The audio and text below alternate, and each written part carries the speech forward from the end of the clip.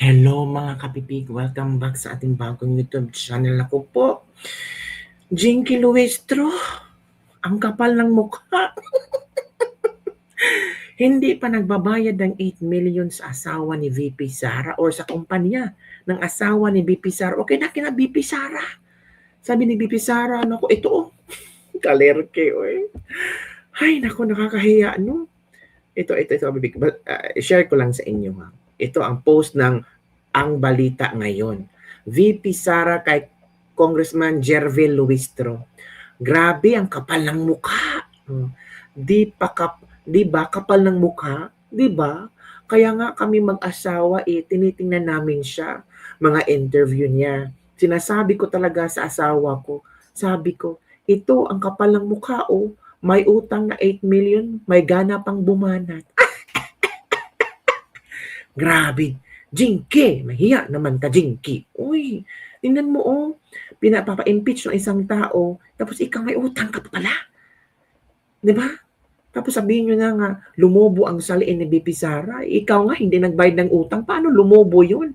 Kung may mga taong hindi bumayad ng utang. O, eto kabibiga, panoorin natin ang video na kung saan pinag-uusapan na VP Sara, yung ito si Jinky, ay, hindi naman na-mention yung pangalan, pero alam naman natin kung sino yan. Oy, so watch this video at bigay kayo ng reaction. Kasi VP Sara talaga, banat akong palaban na si VP Sara. Yes, mga kabibig. Sa programang Ibalik ang Tapang at Malasakit, tell all si VP Sara na kayang emosyon lahat. Hinig tayo ha. Kapag ikaw ay naging presidente, sinabi mo naman dun sa huling sa huling interview natin, di ba, na yung VP yung hahabol dito. Ito na naman tayo sa Vice President. Oo, grabe yun. Yes, Ngayon, sino kaya ang Vice tinatanong pa rin ng tao, President? sino ba yan? Nagkakagulo na sila eh. Pero in terms of accountability, anong klaseng gobyerno magkakaroon si Sara Duterte? Paano niya lalabanan yung corruption? Oo, hindi natin talaga palalampasin yung corruption. Meron talagang isang tao, tawagin na nating czar kasi mahilig tayo sa mga czar, isang corruption czar na ang gagawin niya ay tututukan niya lang yung corruption kahapon, ngayon, at posibleng bukas. So, hindi pwedeng ang presidente yon dahil sa sobrang daming trabaho ng presidente, hindi siya dapat na-distract doon sa poverty alleviation, food security, national development, infrastructure development. Hindi siya dapat na-distract sa ganun. So, dapat meron talaga isang tao na ang trabaho niya ay habulin yung katiwalian kahapon, ngayon at bukas. Lasing. Kaya pala gusto lang ma-impeach si VP Sara kasi hahabulin talaga ni VP Sara yung mga magnanakaw noon, ngayon at bukas. Naku! Kaya pala gigil na gigil sila. Hanap sila ng way na ma-impeach si VP Sara. Hindi yan makakaupo kasi hahabulin ni VP Sara. So kung makakaupo si VP Sara, anong gagawin sa mga magnanakaw? Sa mga kurakot, magtago? Hahabulin ka ni VP Sara. Sabi niya, hahabulin namin yung mga magnanakaw, mga kurakot, noon, ngayon, hanggang bukas. Kaya nga, ang mga tao believe kay VP Sara kasi pulido ang plataforma. Malayo pa nga ang eleksyon pero may plataforma na. Pinapakita niya sa mga Pilipino na ito ang posibleng mangyayari sa aking administrasyon. Yung mga isinisigaw yung katarungan, yung mga kurakot na hindi nakukulong sa kay BBM kasi puro bola-bola lang, sabi ni Erese, yung ipakukulong ng Pasko hanggang natapos ang Valentine's at malapit na ang graduation ceremony ng mga bata, hindi pa rin napakulong. Bola, Marcos. Gagawin ni BP Sara at matakot kayo mga kurakot. Isa-isahin kayo ni BP Sara. Kaya pala, combined powers na ang yellow-pink para hindi makaupo si BP Sara at hayaan ba ng taong bayan? Hindi. Itong mga nangyayaring ito, yung impeachment and all, umiikot ka naman. Sa tingin mo ba nabawasan yung tiwala ng taong bayan sa'yo? Oo naman. Ikaw naman, araw-araw sisirain yung pangalan mo, Boss Dada. Hindi ba makakaapekto yan? Siyempre, oo. And then, Oo. Parang wala kasi talong tumaas yung trust rating. Hindi mo, di ba? Mas lalo ho kayong tumaas ang trust rating kesa dun sa naninira sa inyo, lalong bumagsak. At saka nakikita yung mga yung mga live videos kapag ka nagpupunta kayo sa mga probinsya. Kasi sabi ko nga, doon sa survey, 'di ba? Sabi ko naman hindi kasi ako naniniwala diyan kasi hindi natin alam kung sino yung nagpa-survey, 'di ba? Malay ko ba kung nagpa-survey yung kalaban, sasabihin niya, "Oh, ilagay mo number 1 si Sarah diyan para akala niya number 1 siya." O, 'di ba? Nasabi pa sa impeachment, di ba yung unexplained unexplained wealth daw ni VP? Nakita mo yon yung parang kung kukumputin mo yung itinaas nung value ng assets mo, parang sumusweldo ka ng 100,000 per month. Parang ganun eh. But anyways, alam ko na meron naman kayong depensa doon sa SALN. Oo. Isa pa yan, no? Merong members ng House of Representatives na nagsabi ng unexplained wealth. Na tinatanong ko lagi, ituro mo sa akin, saan dyan ang unexplained? Kasi pag sinabi mong unexplained, hindi mapaliwanag, di ba? Papaliwanag kung paano yan pumasok dyan sa SALN mo. Wala man eh, sinasabi lang nila, may unexplained wealth siya. At saka yung SALN, kasama yung asawa eh. Di ba kasama po yung asawa doon sa SALN? So, nagtatrabaho pa naman yung asawa ni VP. Oo naman. Oo, nagtatrabaho yung asawa ko. Yun yung isang member ng Committee of Justice. May utang niya na 8 million sa asawa ko. Kaya nga hindi pa nadagdag yun. So kulang yun, yung pinakita nila. Kasi hindi mo man pwede ilagay pa yon kasi hindi pa siya kita. Kasi utang pa lang siya sa iyo. So, Oo nga, Pero matindi, no? May utang na nag-aakusa pa. diba? Kapal na mukha, diba? Kaya nga kami mag-asawa eh. Tinitingnan namin siya ng mga mga interview niya. Sinasabi ko talaga sa asawa ko. Sabi ko, ito ang kapal na mukha. Oh, may utang na 8 million. May gana pang bumanat. Actually, gusto ko nga siya ipaano eh. Ano ba ang tawag niyan? Sa korte yun eh. Yes. No, not staff. Patanggal siya dyan kasi hindi. Nakalimutan ko yung term. I'm so sorry. Nakalimutan ko yung term. Patanggal siya dyan kasi meron siyang conflict of interest. Ay, oo, kasi nagkautang. Diba? Hindi pa nagbayad. Conflict of 8 interest million yun. is 8 million nowadays and hindi ka magbabayad sa amin. Tapos sasabihin mo pa unexplained wealth. Saan nga ba doon? Sige nga, sabihin mo sa akin, saan doon sa SALN ko tinuro nila unexplained? Wala talaga. Diba? Basta inano lang nila na from 18 million naging 88 million in 16 years.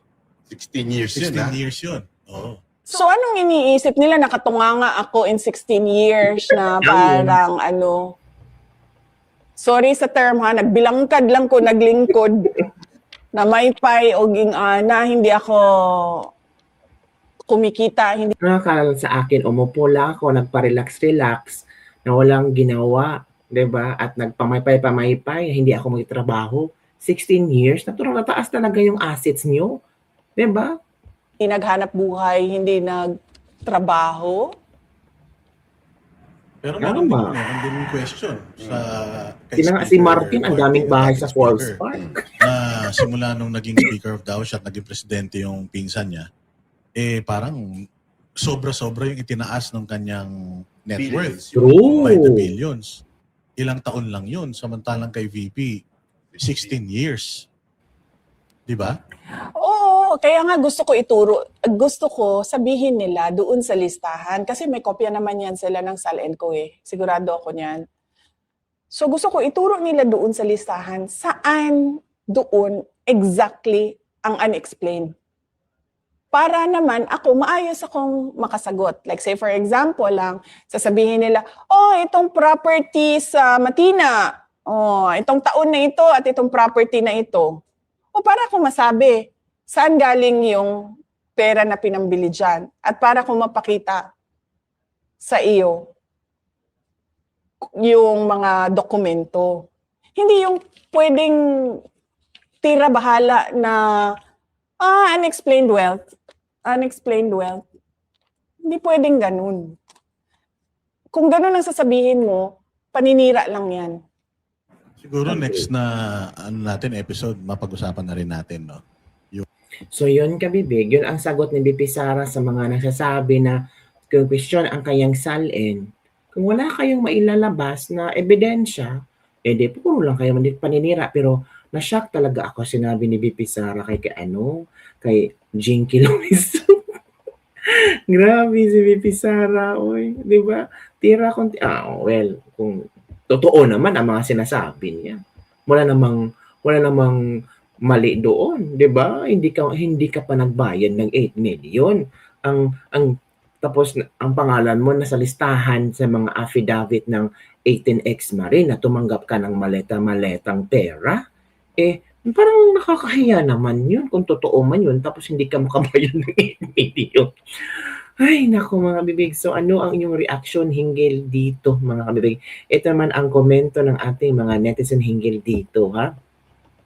Sobrang kapal, mas makapal pa sa balat ng baka. Real talk talaga. Super kapal ang pagmumuka. Palautang nakawatan pa. I-share natin to, baka merong hiya si Luistro. Dapat bayaran ng utang ni Luistro. Grabe ang kapal ng mukha ni Luistro. Hindi nagbabayad ni Sarah ng 8 million. Basta magnakaw talagang hiya si Luistro. Sabi ng isang netizen from Rio Mistula. The eagle has just begun. Oo nga, yung parang si Bibi Sara, banat na eh. Hindi na tatakot. Malapit na siyang maging Cutis Hontiveros sa speaker dahil kay speaker. Ganyan ang mga may utang. Super kapal, hindi makapal, sobrang kapal ng pagmumukha, 'di ba? Noon pa pala ito, kapal. Kaya nga bumabanat para di mabayaran ng utang. Alam mo yung ayaw magbayad pag siningil sila ang galit. From Elinita Galvez. So yun kabibig, ano ang inyong reaction hinggil dito? Grabe bumanat si VP Sara, sapol na sapol. 'Di ba? Ang kapal ng mukha, 'di ba? Pero dito kaya nga kami mag-asawa, tinitingnan namin siya, mga interview niya. Sinasabi ko talaga sa asawa ko, sabi ko, ito ang kapal ng mukha may utang na 8 million, may gana pang bumanat. Nang dahil kay speaker. So yun lang kabibig ang ating latest libak-libak for the day. Don't forget to like, subscribe, and share this video para sa mga latest trending news nating pag-usap-usapan. Ikaw, ano ang inyong reaction hinggil dito? Naniniwala ba kayo sa tawag doon? Yung salin ni BP Sara na unexplained wealth? Diba? Kung it's all about salin, bakit hindi tanungin ng Kongreso ang salin ni Romualdez na lumobo? Sobrang laki ang salin Oo. Ilang taon na nakaupo si BBM, bilyones na ang saliin ni Romualdez, pati kay BBM. Si Sara, 16 years. Milyones lang. Kumpara sa bilyones. 88 million yata yung pagtaas ng saliin ni Sara. Tapos question nila at grounds for impeachment pa. Saan sila kumukuha ng mga ganun? Sabi nga nila, fishing expedition to. Naghahanap sila ng, ng ebidensya para ididiin si BP Sara. Pati yan si Madriaga. Ginawang whistleblower.